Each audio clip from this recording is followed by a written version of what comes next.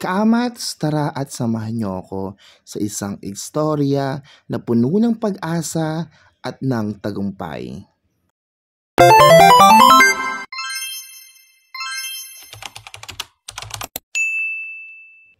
Ito ang ikawalong pagtatapos ng senior high. Mabuhay sa inyong lahat.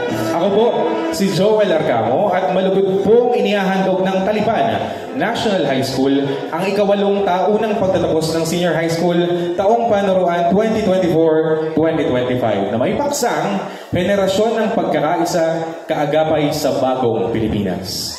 Iparamdam po natin ang presensya ng bawat isa sa pamamagitan ng isang panimulang palakpakan. Tunghayan natin ang pagpasok ng sagisag ng watawat ng Pilipinas. Sa araw na ito upang ipagbunyi ang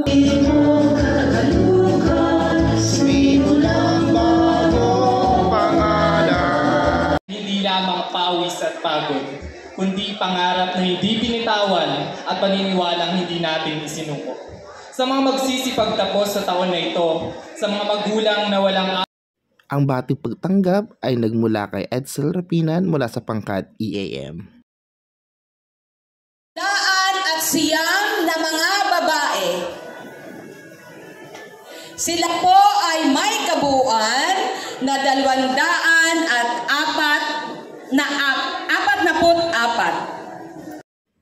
Sa haba ng programa ay nagutom ako at kailangan ko munang kumain para hindi ako mawalan ng energy. At sa kalagitnaan ng aming programa ay bumuhos ang isang malakas na ulan. Pero sabi nga, the show must go on. Ang success. Parang nag-imagine ka. Nagbigay din ng isang makadamdaming pananalita ang nagtamo na may pinakamataas na karangalan para sa batch 2025 si Yuan.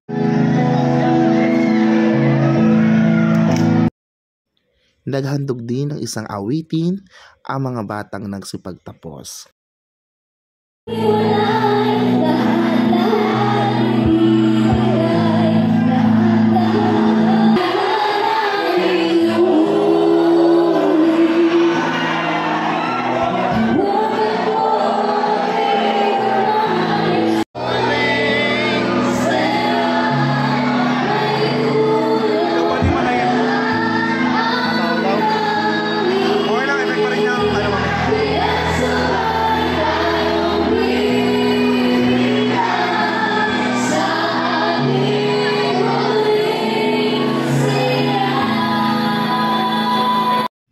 Ang bawat pagtatapos ay parang pagsikat ng araw, palatandaan ng bagong simula.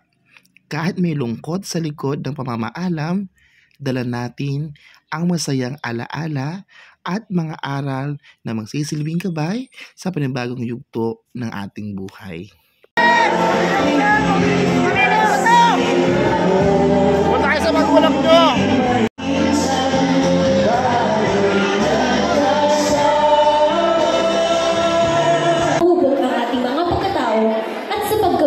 Formal na pagtatapos, tunghayan po natin paglabas ng watawat ng Pilipinas High School.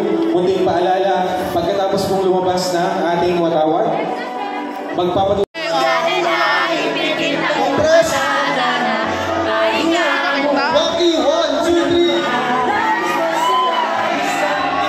Thank you so much, GGA.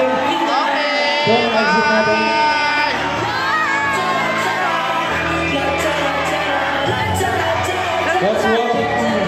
Pagkatapos ng programa ay agad kong binilang ang mga togang ginamit ng aking mga eskwela upang sa ganon ay maisuli namin ito ng sapat at ng wasto. Nagsimula ako sa taong panuruan ng wasak, pagod at puno ng pangamba at may bahid ng pagdududa sa sarili. May mga araw na tila ang bigat ng responsibilidad at hindi ko nakakayanin. Ang bawat leksyon ay tila isang bundok at ang bawat araw ay isang pagsubok. Ngunit ito ako ngayon, tumatayo sa huling bahagi ng taong panuruan, hindi na basag kundi buo.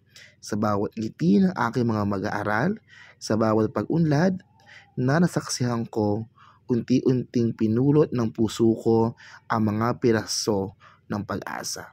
Natutunan ko kahit pagod Ang pusong may layunin ay laging lalaban.